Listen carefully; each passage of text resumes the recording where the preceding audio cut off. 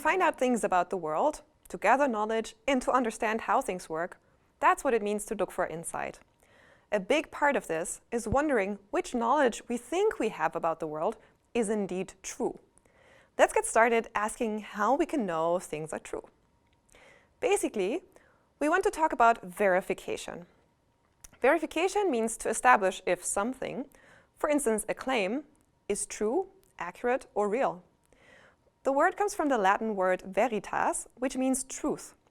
In Roman mythology, there is even a goddess called Veritas. She's often depicted as either a virgin in white, referring to innocent and original truth, or as a naked woman with a mirror, which refers to the naked, unconcealed truth. Interestingly, the goddess Veritas, the personified truth, is said to be quite elusive, hiding at the bottom of a well. Well, we will quickly find that the truth is indeed quite an elusive thing. So I feel like its mythical personification is spot on in this regard. It's actually quite hard to define what is true. There are many different theories in different areas of science and art that work with the concept of truth in some way or another. Here are some examples. Correspondence theory holds that truth is whatever truly describes a thing. Therein, a concept must correspond to its real-life equivalent for it to be true. In constructivist theory, truth is seen as determined by social, historical, and situational circumstances. This view suggests that we see truth through the lens of our society. Finally, pragmatic theory is more agnostic about where truth comes from and accepts as true whatever works in practice. Those are only some ideas about truth, but by far not all. We won't try to get a more detailed overview of those theories, and we won't try to define what truth actually is in the world at large. That's a task we better leave to philosophers. As you can already see, it's a task that may be harder than you might think. Instead, we will take a deep dive at some basic theories that are part of the foundation of real-world investigations of truth. First, we will focus on logical positivism, a philosophical school that focused on finding truth in definitions, which must necessarily be true. An example of such a definition is the definition of a sphere, a figure whose every surface point is equidistant from its center. If we define a sphere to be a figure with these attributes, it will always be true that a sphere, according to our definition, has these attributes. If it didn't have these attributes, it wouldn't be a sphere, according to our definition. Logical positivism aimed to find these kinds of verifiable, true statements about the world. To get such real-world statements of truth, the idea was to use empirical investigations, that is, real-life observations. Let's say you're a mythical figure from the Brother Grimm's fairy tale, The Frog Prince. In case you are unfamiliar with the premise, the Frog Prince is turned into a beautiful human prince after he returns a princess's golden ball, which she dropped into his pond, and in return makes her take him to the castle. So let's say you are the Frog Prince, hanging out in your pond, and suddenly an object drops into the water. You ask the princess, who is standing at the shore of the pond, crying in shock, "What's wrong?" And she tells you she needs her golden ball back. Now, if you were a logical positivist frog prince, you are faced with a pretty tricky problem. There are many things at the bottom of the pond that are golden and could be the thing that the princess is in tears about. You want to find her golden ball. So now you could go ahead, get out a tape measure and find out if various golden objects at the bottom of the pond are indeed balls or even spheres. You would need to measure the distance of every point at their surface to the center. Now, this would be a lot of work, and we can argue about whether this is even possible to do. And of course, measuring all objects at the bottom of the lake does not really help the princess, who is still waiting anxiously. But logical positivists would agree that an empirical statement such as the princess's golden ball is a sphere can be verified by measuring this very golden ball with a tape measure. Logical positivism has inspired a lot of definitions we use in science today. The idea that we define a concept by explaining what needs to be done to capture it empirically saves us a lot of nerves. For instance, in psychology, let's say we want to study happiness. What is happiness? That is another tough question, but we could create an operational definition of happiness by explaining how we would be able to empirically detect it. For instance, we could define that individual happiness is captured by a person's answer to the question, how happy are you? That's very handy, isn't it? This approach is called operationalism. Let's go back to our definition of spheres, and let's use a bit more formal logic here. We said that a sphere is a figure whose every surface point is equidistant from its center. That means for all spheres, it is true that all of their surface points are equidistant from their respective centers. Let's further say that the princess's golden ball is a sphere. From that, it must follow that all surface points of the princess's golden ball are equidistant from its center. The frog prince can go and check, but given the two premises are true, the conclusion must be true. This form of reasoning is called deduction. And now it's time for you to deduce some things too.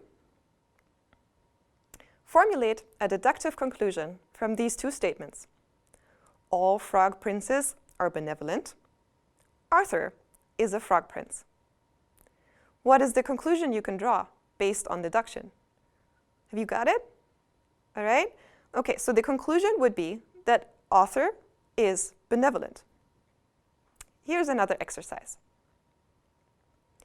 If we know that all ponds contain frogs, and that the body of water in the princess's garden is a pond, we can deduce what? That's right, we can deduce that the body of water in the princess's garden must contain a frog. However, do you think these premises are necessarily true? Is it necessarily true that all ponds contain frogs? There might be reasons why there are no frogs in certain ponds. For instance, because the pond was polluted with a substance that makes it impossible for frogs to live there. Immediately, it becomes clear that as soon as one premise is false, the conclusion is no longer necessarily true. So, here we have maneuvered ourselves into a really tricky situation. We can only deduce conclusions if we know the premises are indeed true. Now you've made your own deductive statements. You might think deduction is not very exciting because we already knew the true premises, so learning a conclusion from these true premises is not really telling us anything new. As you saw, when the premises are not true, however, we cannot draw a true conclusion from them. So how can we learn something new outside of the box of the things we already knew? For that, we'd need a different type of inference, called induction. Induction means trying to make an inference about what's generally true, or what is a universal rule, from observations. For instance, let's say we observe the princess's golden ball and see that it's a sphere. We then observe her brother the prince's blue ball and see it is a sphere. Next, we look at the duchess's red ball, and again, it's a sphere. We then proceed to check some more royals' balls and find out that they're all spheres. Can we then conclude that all royals' balls are spheres? Well, no, not really. It might be that a baron somewhere has a soccer ball, which is imperfectly round, or an American football ball, which is shaped more like an egg. That means this specific ball is not a sphere.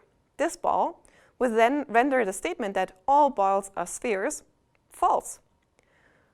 The only way this statement would be true is if we indeed observed every single ball belonging to a royal and established that these balls were indeed all spheres. A single empirical observation of a non-spherical royal ball would render our conclusion false. The philosopher David Hume argued that these types of inferences are therefore never justified, no matter how many spherical royal balls we observe we can never really infer that all Royle's balls are spheres.